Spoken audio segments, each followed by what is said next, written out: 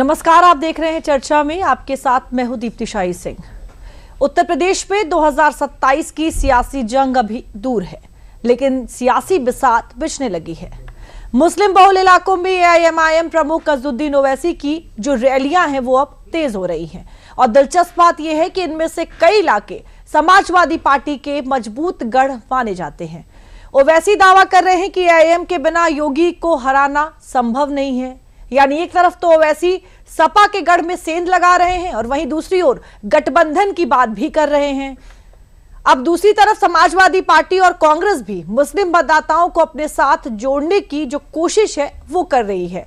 अब सवाल यह है कि क्या एआईएमआईएम एसपी के मजबूत मुस्लिम वोट बेस में सेंध लगाने की तैयारी कर रही है?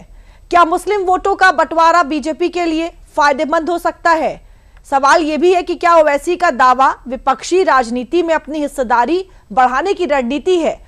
इन्हीं तमाम सवालों पर आज चर्चा करेंगे। मेरे साथ कुछ खास मेहमान भी होंगे, लेकिन जरा सबसे पहले शादाब खान है, एआईएमआईएम के नेता हैं। क्या कुछ उन्होंने कहा है, जरा एक बार आपको वो भी सुनवा देते हैं।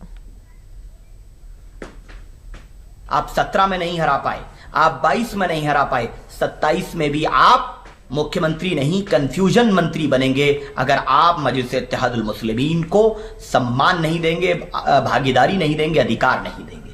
क्योंकि अब उत्तर प्रदेश का मुसलमान ये तय कर चुका है कि जिन लोगों पर हमने इतने सालों तक विश्वास किया, बदले में हमें धोखा मिला, अब हम किसी के राजनीतिक गुलाम बनकर नहीं रहेंगे। कोई हमारे वोट बैंक पे सियासी डकैती नहीं डाल पाएगा, और जो हमारे हिस्सेदारी की बात करेगा वही हमारे वोट का हकदार होगा। और बैरिस्टर ओवैसी साहब जिस गठबंधन में नहीं होंगे वो ठगबंधन होगा, और उसको वोट उत्तर प्रदेश का मुसलमान नहीं देगा।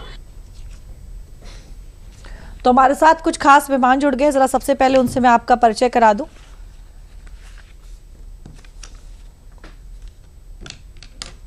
आज इसी मुद्दे को लेकर चर्चा करेंगे, किस तरीके से यूपी में 27 से पहले जो मुस्लिम वोटर्स हैं उनको साधने की जो कोशिश है वो की जा रही है। हमारे साथ अब्दुल मन्नान जी हैं, एआईएमआईएम के प्रवक्ता हैं। साथ ही साथ ओपी सिंह जी हमारे साथ जुड़ रहे हैं, बीजेपी के प्रवक्ता हैं। और अभिषेक वाजपेयी जी हमारे साथ हैं, सपा के प्रवक्ता हैं। आप तीनों का बहुत बहुत स्वागत है चर्चा में।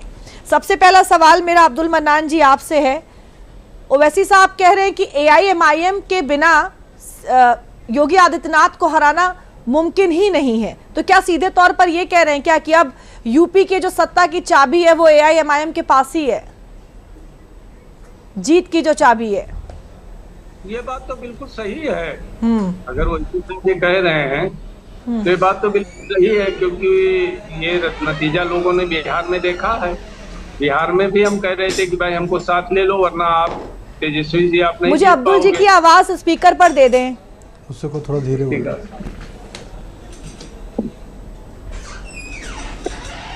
सर आप बोलें। हाँ, तो ये बात सही है कि जो है बिना एमआईएम के योगी आदित्यनाथ को हराना मुश्किल है। क्योंकि ये बात हम बिहार में भी कर रहे थे तेजस्वी जी से कि हमें भी साथ ले लो, वरना आप चुनाव नहीं जीत पाओ। लेकिन अहंकार ऐसा था कि उन लोगों ने हमको साथ में नहीं लिया। आखिर में उन लोगों को जो है मतलब क्या बोल रहे हैं क्या नहीं, मुख्यमंत्री की कुर्सी उनको नहीं मिल सकी।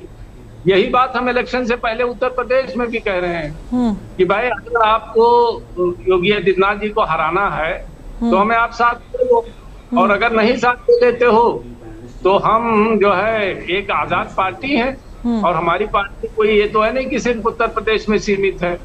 हम तेलंगाना में भी है, महाराष्ट्र में भी है, उत्तर प्रदेश में भी है, और बिहार में भी है, तो और स्टेट में हम हैं। तो हम चुनाव तो लड़ेंगे। अब चुनाव लड़ने में ये होगा कि कोई हारेगा कोई जीतेगा, तो उसके हम जिम्मेदार थोड़े हैं। भाई अगर कोई हमसे कहता है कि आप बीजेपी को की बी टीम हो और आप बीजेपी को जिताने आए हो, तो हम तो कह रहे हैं कि अगर हमारे अंदर इतनी ताकत है कि हम बीजेपी को जिता देते हैं तो आप अपने साथ ले लो, हम आपको जिता देंगे। और अगर आप ऐसा करते हो तो फिर जो है हम फैसला मैदान जंग में होगा। लेकिन अब्दुल मन्नान जी, लेकिन फिर तब आप ऐसी जगहों पर रैलियां क्यों कर रहे हैं? यानी एक तरफ आप गठबंधन में शामिल होने का इशारा भी कर रहे हैं, बावजूद इसके आप फिर जहां पर सपा के गढ़ जो जगह माने जाते हैं वहां पर आप फिर रैलियां क्यों कर रहे हैं? देखिए, गढ़ किसी का नहीं है और कोई ऐसा नहीं है कि किसी का गढ़ है। ऐसे तो अगर आप कहोगे तो पता चला हम मुरादाबाद में ना लड़े, हम रामपुर में ना लड़े, हम जो है अमरोहा में ना लड़े, हम बलरामपुर में ना लड़े, हम जो है बरेली में ना लड़े, तो हम नेपाल में जाकर राजनीति करें क्या? अरे भाई, बिजनौर में नहीं लड़ेंगे, बहराइच में नहीं लड़ेंगे तो कहाँ लड़ेंगे? हम नेपाल में जाके राजनीति करें क्या? ऐसे तो सापा बीजेपी हर जगह बताएगी हमारा गढ़ है, तो ये थोड़े देखेंगे। हम जो है जहाँ हमें रिस्पांस मिल रहा है, जहाँ हमें जनता साथ दे रही है, वहाँ हम अपने लोगों को चुनाव लड़ाएंगे, अपनी रैलियां करेंगे, अपना जो है।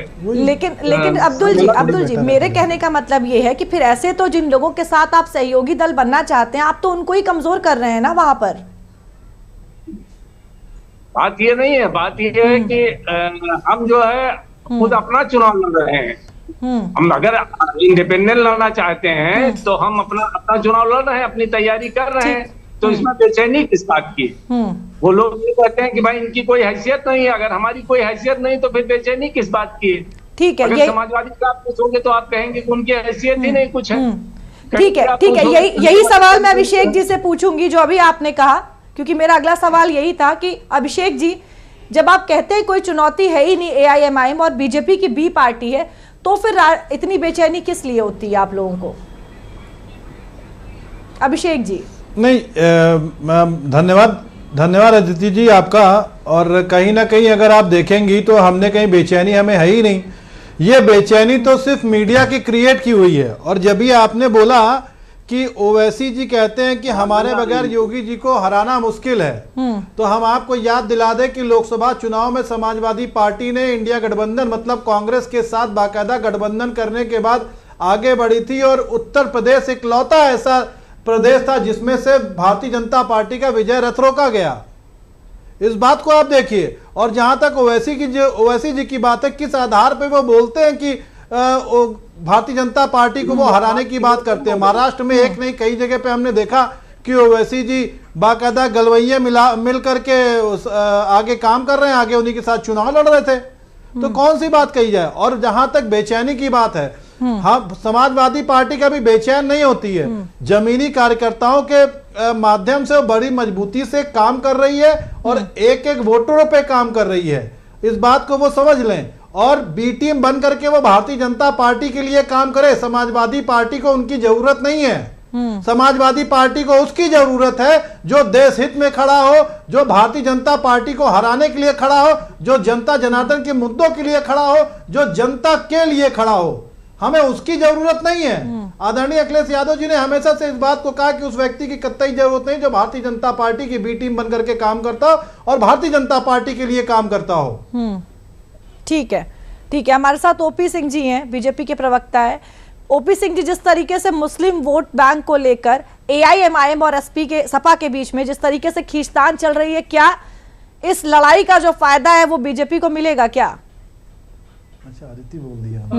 दीप्ति जी, इनकी लड़ाई का फायदा किसको मिलेगा ये तो वक्त बताएगा। हाँ, इतना जरूर है कि 2027 का चुनाव सिर पर है उत्तर प्रदेश का। तो तमाम पार्टियां जो 4.5 साल तक उत्तर प्रदेश में न कहीं दिखाई पड़ी, न जनता के बीच में दिखाई पड़े, न उनके दुख दर्द में दिखाई पड़े, अब वो प्रकट होंगे। और जब वो प्रकट होंगे तो अपने अपने एजेंडा को लेकर के, अपने अपने नीतियों विचारों को लेकर के प्रकट होंगे। खैर ये बात स्वाभाविक है, लेकिन समाजवादी पार्टी और AIMI के दोनों का एजेंडा एक है। अब आप कहेंगे कि दोनों का एजेंडा एक कैसे है?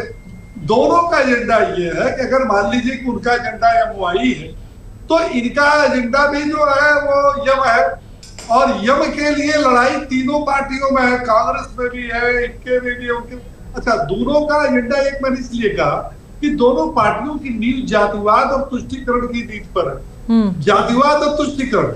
अगर कांग्रेस समाजवादी पार्टी के मुस्लिम इलाके में जाती है तो उनको दर्द होता है, AIMI जब जाती है तो दर्द होता है, ये जाती है तो उनको दर्द होता है। तो ये दर्द होना स्वाभाविक है। इनके पास न नीति है, न नीयत है, न मुद्दा है, न उत्तर प्रदेश के विकास की कोई रूपरेखा है, न जनता के बीच। आप बताइए, 4.5 साल में ये कहां थे? जो पार्टियां नई नई आ रही, अच्छा किसका किससे गठबंधन होगा, इससे भारतीय जनता पार्टी को क्या लेना। भारतीय जनता पार्टी ये करें न करें, बिहार में किया, महाराष्ट्र में किया, दिल्ली में किया, कहाँ किया, तो उससे भारतीय जनता पार्टी अपनी राष्ट्र विचारधारा को लेकर चलते ये लड़ रहा है।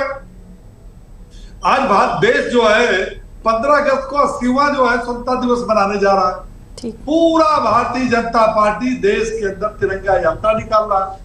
आप कहिए जो है माइक्रो से और काउंटर करूंगा। बिल्कुल बिल्कुल अभिषेक जी आपके पास आऊंगी, बात पूरी कर लें अभिषेक ओपी सिंह सर जी। हम जो है राष्ट्र के लिए राष्ट्रगीत की बात करेंगे, ये कहेंगे हमारे उसके खिलाफ है, तो इनका एजेंडा केवल मुस्लिम तुष्टीकरण का है, होड़ मची है, कौन ज्यादा खुश कर लेता। अब आप देखिए ये दोनों का जो इलाका जो है बहराइच, बिजनौर, सहारनपुर, मुरादाबाद, बेरक जो इलाका है मुस्लिम, ये सब का ध्यान वहीं केंद्रित है। हमारा ध्यान कहाँ?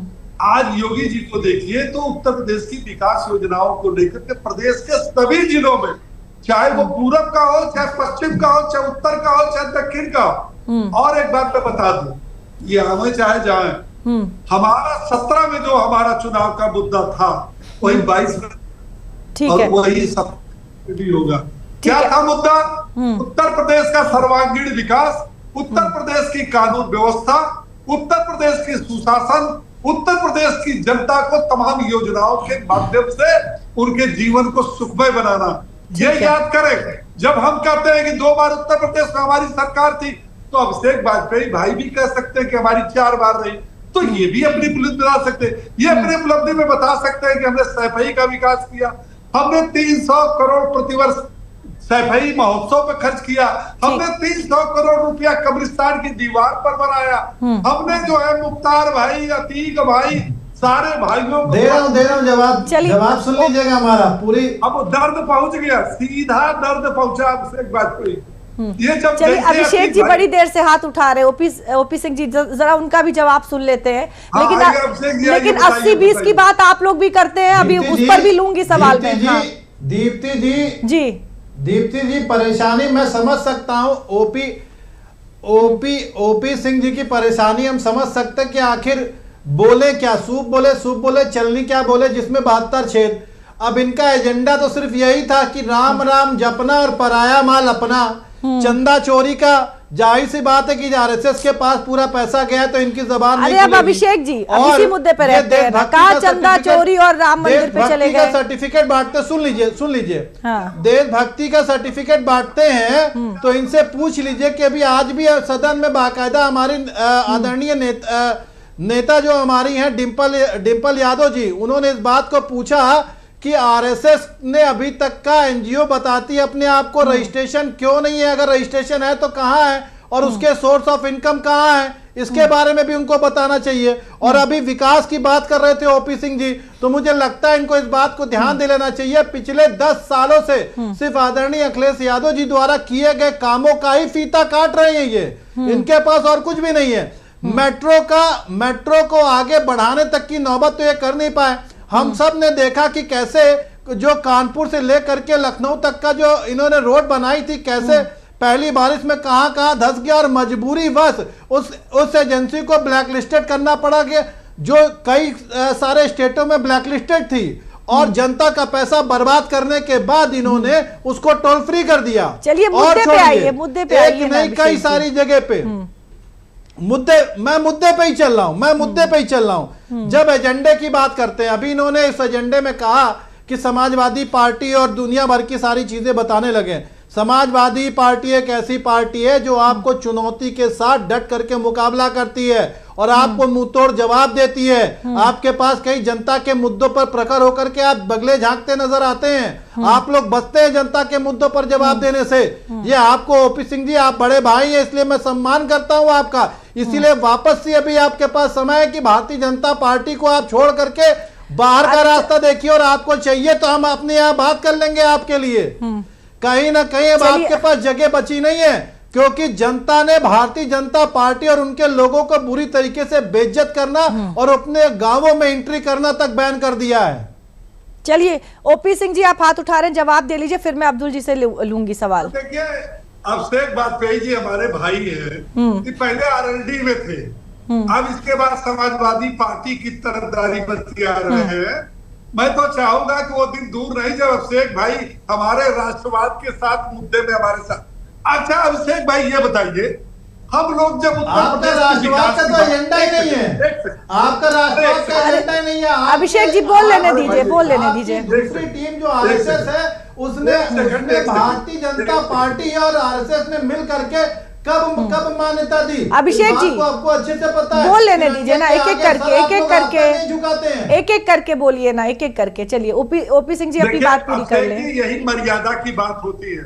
अब जिस पार्टी में मर्यादा है कि आप बोल रहे हैं तो चुप है, आप जिस पार्टी में उसकी मर्यादा ये है कि हंगामा करो, हल्ला बचाओ, किसी की बात विधानसभा में मत सुनो, लोग सभा में मत सुनो, और डिबेट में अगर कोई बोलता है तो वहां भी हल्ला बचाओ, ये आपकी पार्टी की मर्यादा में।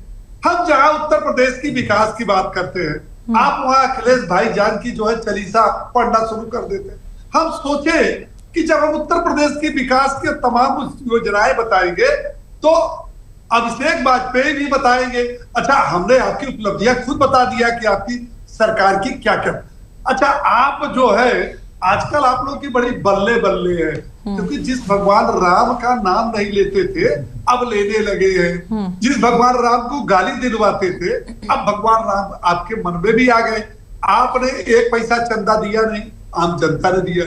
अच्छा दूसरी बात, आप संविधान की शपथ खाए, सुन लीजिए अभिषेक भाई, सुन लो हमारी बतिया सुन। आप राम के प्रति इतने समर्पित हो, भगवान राम और कृष्ण का आप इतना आदर करते हो, इतनी आस्था है कि संविधान की शपथ खाई है कि मैं संविधान की शपथ खाता हूं कि 1992 से जब से समाजवादी पार्टी की पार्टी का गठन हुआ, न मुलायम यादव, न अखिलेश यादव, न डिम्पल यादव, न धर्मेंद्र यादव, ये जितना सैफई परिवार है आज तक भगवान राम के दरबार में चले गए होते तो कम से कम ये पाप तो दूर हो जाता, ये कहने के लिए तो हो जाते, हे राम अंतिम वक्त में मैं आपके बीच में आया हूं, कृष्ण मथुरा में चले जाते, नहीं जाएंगे। और सुनिए इन जो हिंदू बाहुल्य हैं, आपने मुसलमानों के लिए तो बताया 300 कब्रिस्तान के लिए 300 करोड़ देते थे, राम मंदिर के लिए कितना दिया, मथुरा के विकास के लिए कितना दिया, काशी कॉरिडोर के लिए कितना दिया, आपने चित्रकूट के लिए कितना दिया। आपके बजट में कोई प्रावधान था ही नहीं। क्यों? क्योंकि आपको टोपी की राजनीति करनी है। अगर भाईजान नाराज हो गए तो हमारी तो सरकार गई, हमारी उसमें क्या है। तो कम से कम आप बोला करिए, तो वो बोला करिए जब आप किए हो। दूसरी बात हमने कहा आ रही हूँ अब्दुल जी, आपके पास आ रही हूँ। ओपी जी बात जल्दी से पूरी कर लें। हाँ जी। अच्छा ये बताइए अभिषेक जी, पहले अब्दुल जी से सवाल ले लूंगी, एक रिएक्शन, फिर आपके पास आ जाऊंगी। और सभी लोग मुद्दों पर रहे, मैं ये भी रिक्वेस्ट करूंगी मुद्दों पे बने रहे। हाँ बोले ओपी जी। अभिषेक जी एक चीज ये बता दीजिए, एक सवाल मेरा है, 4.5 साल से आप समाजवादी पार्टी के प्रवक्ता के रूप में डिबेट करते हैं। आप जब चैनल पर आते हैं तो कहते हैं भारतीय जनता पार्टी ने उत्तर प्रदेश का बेड़ा गर्क कर दिया, उत्तर प्रदेश की ये समस्याएं हैं, उत्तर प्रदेश की जनता का ये दर्द कर रहा। मैं चैलेंज करता हूं कि अगर मेरे सवाल का आप जवाब दे दीजिए तो मैं हार मानने को, सार्वजनिक रूप से हार मानने को तैयार। अगर जनता की इतनी समस्याएं थी, 9.5 साल में एक बार जनता के मुद्दे को लेकर के अगर सड़क पर उतरे हो, धरना प्रदर्शन किए हो, जनता की समस्याओं को लेकर के जनता के बीच में गए हो, कोरोना आया तो भाग खड़े हुए, कोरोना आया तो कहां गए, आपके नेता चले गए ऑस्ट्रेलिया। ओपी सिंह जी जरा सभी को वक्त देना पड़ेगा। जरा अब्दुल जी से एक सवाल ले लेती हूँ मैं। अब्दुल जी, आप लोग कहते हैं कि जो जनता के बीच में कितनी बार धरना प्रदर्शन किए। चलिए अभिषेक जी भी कुछ कहना चाह रहे हैं, लेकिन पहले अब्दुल जी से मैं सवाल ले लूं। रुकिए अभिषेक जी, पहले अब्दुल जी से एक रिएक्शन ले रही हूँ, काफी देर से वो भी शांत बैठे हुए हैं। अब्दुल जी, आप लोग कहते हैं कि मुसलमानों को अपनी राजनीतिक हिस्सेदारी चाहिए, लेकिन जिस तरीके से हम यूपी को ही देख लें, आप अलग रास्ते पर हैं, सपा अलग रास्ते पर है। क्या आपको ये नहीं लगता कि इस तरीके से जो मुस्लिम वोट बैंक है वो तो बट ही जाएगा और इसका जो फायदा है वो सीधे तौर पर तो बीजेपी को मिल जाएगा यूपी में? इसीलिए तो अरे भाई ये तो बात आप सही कह रहे हो। ये भाजपा के प्रवक्ता जो बड़ी बड़ी बातें कर रहे हैं, 40% वोट मिलकर 60% वोट तो इनके खिलाफ जाता है ना, तो वो 60% वोट बढ़ जाता है कुछ मायावती जी के खाने में, कुछ अखिलेश जी के खाने में, कुछ MIM के खाने में, कुछ कहीं, और वही 60% वोट बढ़ जाता है। इसलिए बैठ के बड़ी बड़ी बातें कर रहे हैं। क्या ये मुद्दा है देश का कि राम मंदिर में अखिलेश जाते हैं कि नहीं जाते हैं, अखिलेश का परिवार जाता है क्या नहीं जाता है? यही मुद्दा है। बिना हिंदू मुसलमान किया आपके पेट में पच नहीं पाता है खाना, कि ये मुद्दा ले आओ कि भाईजान को खुश करने के लिए, भाईजान को नाराज करने के लिए, यही मुद्दा तुम्हारे पास रहता है। पाकिस्तान मुसलमान के अलावा आपके पास है क्या? जो है गैस तुम्हारा कौन सा मुद्दा है? परेशान हो, तुम्हारी पार्टी का कौन सा मुद्दा है देश के अंदर? गैस के लाइन में पब्लिक को लगा दिया, न करे, मुसलमानों को न भड़काए, तो तुमको कौन सी पार्टी है तुम्हारी? चलिए एक एक करके OP सिंह सर आपके पास आऊंगी, उनको बात पूरी कर लेने दीजिए। सिर्फ बुलडोजर बुद्धि है और है क्या आपके पास?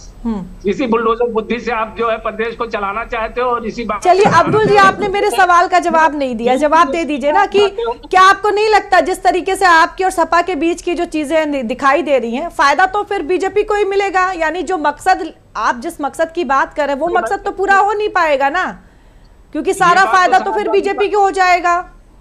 ये सवाल आप समाजवादी पार्टी के लोगों से करिए ना, जिनको मुख्यमंत्री बनना है। हमारी पार्टी तो भाई हमें मुख्यमंत्री तो बनना नहीं है, तो ये तो समाजवादी पार्टी की जिम्मेदारी बनती है कि विपक्ष का वोट ना बटने पाए। सवाल ये है कि अगर जिसको मुख्यमंत्री, अखिलेश जी को मुख्यमंत्री बनना है, तो उनकी जिम्मेदारी बनती है कि वो देखें कि विपक्ष का वोट ना बटने पाए, वरना ये लोग इतनी हैसियत थोड़े है कि ये बीजेपी उत्तर प्रदेश में जीत जाए।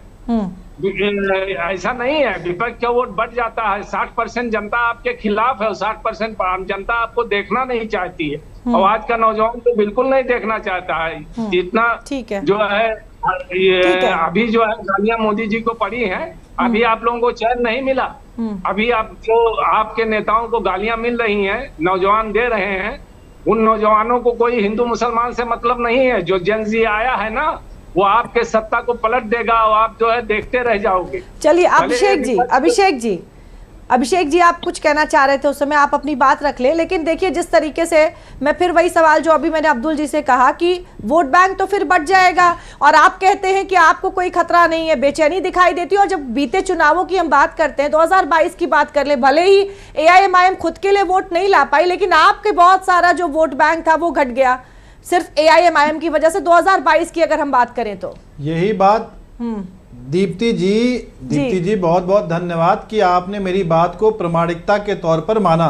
मैंने अपने वक्तव्य में सबसे पहले यही बात कही थी कि भारतीय जनता पार्टी की B टीम बन करके ओवैसी जी काम करते हैं, और उनका काम ही यही है कि हर एक जगह पे जाना और उसके बाद वोट काटना, वोट काट करके उसका फायदा भारतीय जनता पार्टी को दिलाना। ये मैं हमेशा से कहता रहा हूँ। और OP सिंह जी जब बात कर रहे थे तो आप फायदा होने क्यों दे रहे हैं? मैं तो यही कह रही हूँ कि फायदा होने क्यों दे रहे हैं? अरे तो जब हमें जब एक अरे तो हम इनको थोड़ी ना अपने गठबंधन में ले लेंगे। हम इनको क्यों अपने गठबंधन में लेंगे भाई? हमें क्यों लेना? हमें जरूरत ही नहीं है इनकी। ये अगर इनके अंदर मादा है तो ये भारतीय जनता पार्टी के साथ खुले तौर पे आए ना, लेकिन ये चाहते हैं कि हम B टीम बन करके काम करें, तो भाई B टीम बन करके काम कीजिए ना। और हम कोई बेचैन होने वाले नहीं है, और बेचैनी जो दिखाई दे रही है वो मीडिया के अंदर दिखाई दे रही है कि कैसे भारतीय जनता पार्टी को फायदा पहुंचाया जाए।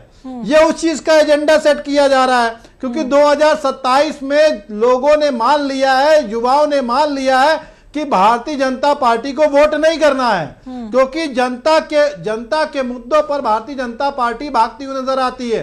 वो सिर्फ पूंजीपतियों की पार्टी है, वो सिर्फ पूंजीपतियों के साथ खड़ी होती है। अभिषेक जी, आप कौन से जनता के मुद्दों पर बात करते हुए नजर आए, जरा बताएं ना मुझे। आप लोग किस जनता के मुद्दे पर बात करते हैं? आप मीडिया की बात करते हैं, आप MY की बात करते हैं, कौन सी जनता के मुद्दों पर आप बात करते हैं? किसने बात की थी बताइए? चंदा घोटाला किसने उजागर किया था वो बताइए, या फिर बताइए कि एक्सप्रेस वे पे जो घोटाला हुआ था किसने उजागर किया था? 1090 के लिए किसने काम किया था? 112 का नाम किसने बदलवा दिया? हमने तो नहीं बदलवाया ना। बताइए डायल 100 किसने बदलवा दिया? 30,633 करोड़ रुपए का थर्मल प्रोजेक्ट आदरणीय अखिलेश यादव जी ने दिया था। आप बता दीजिए। मैं तो दीप्ति जी आपसे पूछता हूं और आपके माध्यम से मैं आपसे वही तो पूछ रही हूं सर, मैं आपसे वही तो पूछ रही हूं। लगा दिया। पीडीए जनता से जुड़ा हुआ मुद्दा है क्या? कि जब सोलर पैनल की बात करते हैं, समाजवादी पार्टी है, सबके लिए काम करते हैं, फिर आपका पीडीए क्या है बताएं ना मुझे। कितनी जगह पे आदरणीय अखिलेश यादव जी ने सोलर प्रोजेक्ट दिया था, वो आज बंद क्यों पड़ा हुआ है? बताइए, जिस पर सरकार सब्सिडी तक का देने को बैठी हुई है, क्यों सोलर प्रोजेक्ट बंद कर दिया गया? आज तक उसको सही नहीं कराया गया, ना ही चालू कराया थोड़ी गया। बात करने से हो जाता है। जनता के मुद्दे जनता के बीच में ही जाकर आपको उठाने पड़ेंगे। यहाँ डिबेट में बैठकर थोड़ी आप मुद्दे उठा देंगे। जनता के मुद्दे पर हमने बात की है। जनता के मुद्दे पर एक ने कितनी बार बात की है? आप अपने जमीर से पूछ करके बता दीजिए कि आपने डिबेटें नहीं की है। अरे अभिषेक जी, चले अब हमारे साथ ओपी सिंह जी हैं, आप हाथ भी उठा रहे थे। सर मुझे बताएं कि क्या जिस तरीके से जैसे जैसे चुनाव करीब आ रहा है, सारे ही दल जो है अलग अलग जाति और उनको साधने की जो कोशिश कर रहे हैं, क्या यही एजेंडा रहने वाला है बीजेपी का भी 2027 में कि इसी तरीके से, या फिर जनता से जुड़े मुद्दों पर बात होगी, विकास के मुद्दों पर बात होगी? ओपी सिंह जी, दीप्ति जी शायद याद होगा, पहले ही डिबेट में बता दिया तो 17 का मुद्दा था, वो 22 का भी मुद्दा था और वही मुद्दा 27 का भी होगा। मैंने पहले ही आपको शायद 2 बार बता चुका हूँ। और 17 का मुद्दा, जब 17 का चुनाव हुआ तो सरकार किसकी थी? अभिषेक वाजपेयी की थी। अच्छा, 22 का चुनाव जब हुआ, हार गए, तो इन्होंने एक मंथन किया था लखनऊ, और मंथन में ये उभर करके आया, देखिए मंथन इनका बहुत बढ़िया होता है। मंथन ये उभर के आया कि चुनाव आयोग भारतीय जनता पार्टी के पन्ना प्रमुखों से मिलकर के 20-20 हजार यादव और मुसलमानों का वोट प्रत्येक विधानसभा में कटवा दिया। ये इनका मंथन का परिणाम निकला। हम 24 में हारे। जनता जनार्दन का आदेश था 24 में लोकसभा चुनाव में हमको सीटें अपेक्षा के हिसाब से कम। हमने तो किसी पर दोष नहीं पड़ा। अभी हमने कई चुनाव हारा, हम तो कैसी दोष। ये जब हारेंगे अपनी अयोग्यता, और जानती है विधानसभा के अंदर जब उपचुनाव 9 विधानसभाओं का हुआ था, तो अखिलेश यादव ने विधानसभा में जानते क्या कहा था? उन्होंने कहा था कि उत्तर प्रदेश में वोटों की लूट हुई है। मतलब जनता जनार्दन के जनादेश का आप अपमान कर रहे हैं। आप जहां जीते वो जनादेश है, और जहां हार गए वो जनता जनार्दन जो है अपमान कर रहे हैं वहां। तो ये देखिए, इनके पास कोई नीति नहीं है, इनके पास कोई मुद्दा नहीं। हमने बता दिया, परिवारवाद, जातिवाद, मुस्लिम तुष्टीकरण, इसके अलावा इनके पास कोई मुद्दा नहीं। ठीक है, अभिषेक जी हाथ उठा रहे हैं, जवाब दे लीजिए। हाँ, दूसरी बात, हाँ सर, जल्दी समय कम है। देखिए, मैं आपको स्पष्ट रुक जाए अभिषेक जी, बात पूरी कर लेने दीजिए। अभिषेक जी बात पूरी कर लेने दीजिए। में आदरणीय अखिलेश यादव जी, ओपी सिंह जी अपनी बात जल्दी से पूरी कर लें। जब चुनाव जीता था, तब उसमें ईवीएम की बात आई थी और आदरणीय अखिलेश यादव जी ने एक बात को कहा था कि हम इस बात को नहीं मानते। अरे रुक जाए अभिषेक जी, एक साथ दोनों की बात समझ में नहीं आएगी ना सर, बात पूरी कर लेने दीजिए। इन्होंने इतना अच्छा काम किया, 4 बार उत्तर प्रदेश सरकार थी, नगर पंचायत की चुनाव नहीं जीत पाए, आप एमएलसी की, जिला पंचायत की तो छोड़ दिए। और वो चुनाव तब हुए जब इनकी सरकार थी। उत्तर प्रदेश में इनका हल्ला बहुत चल रहा था। उत्तर प्रदेश में आजम खां कहते थे कि मैं डीएम से अपने जूते को जो है मोजे से, रुमाल से। ठीक है, चलिए मुद्दों पर रहते हैं। अभिषेक जी जल्दी से अपनी बात रख लीजिए, फिर अब्दुल जी से भी एक लास्ट कमेंट ले लूंगी। जल्दी अभिषेक जी, देखिए आखिरी रिएक्शन। आदरणीय अखिलेश यादव जी ने पहले भी आदरणीय अखिलेश यादव जी ने 2024 में जब चुनाव जीते थे, तब भी उन्होंने इस बात को कहा था कि हमें ईवीएम पर यकीन नहीं है। एक बात। दूसरी चीज, जब ये 24 की बात कर रहे हैं तो मुझे अच्छी तरीके से याद है कि ये 24 में भी क्या इनका एजेंडा था। हम सब ने देखा कि कैसे इनको तो इस बात से समझ जाना चाहिए कि जनता इनको नकार चुकी है कि जब देश के प्रधानमंत्री 5 राउंड बाद, जब 5 राउंड से हार चुके थे, उसके बाद बाकायदा ग्राफिक्स बंद कर दी गई थी और शाम को 5 बजे उनको जीता घोषित कर दिया गया था। इसी उत्तर प्रदेश की राजधानी लखनऊ में, जहां से श्री राजनाथ सिंह जी चुनाव लड़े और सांसद बने, वहां पे तकरीबन 7 राउंड वो हारे थे। उसके बाद वो जीते। चलिए मुझे आप बताइए कि जनता आपको नकार चुकी है, आप इस बात को माने ना मानिए।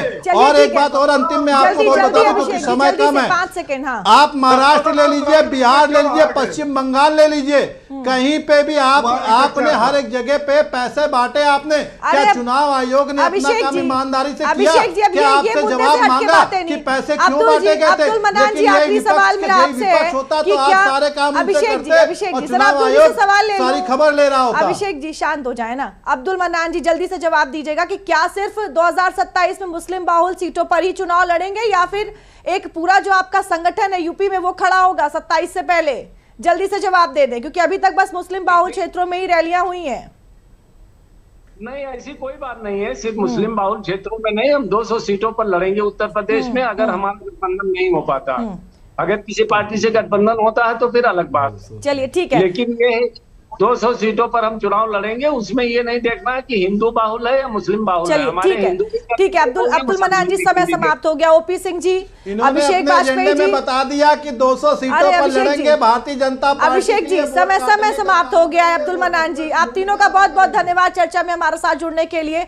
तो 2027 को लेकर अभी से जो कवायद है वो शुरू हो गई है। सभी दल कोशिश कर रहे हैं ये दिखाने की कि मुसलमानों के जो असली रहनुमा है वो वही है। अब आने वाला समय बताएगा कि ये जो पूरा मामला है कहां जाता है और मुस्लिम वोटर्स वाकई में किसे अपना वोट देते हैं। चर्चा में मेरे साथ फिलहाल के लिए इतना ही। देश और दुनिया की बाकी खबरों के लिए आप देखते रहिए दूरदर्शन उत्तर प्रदेश।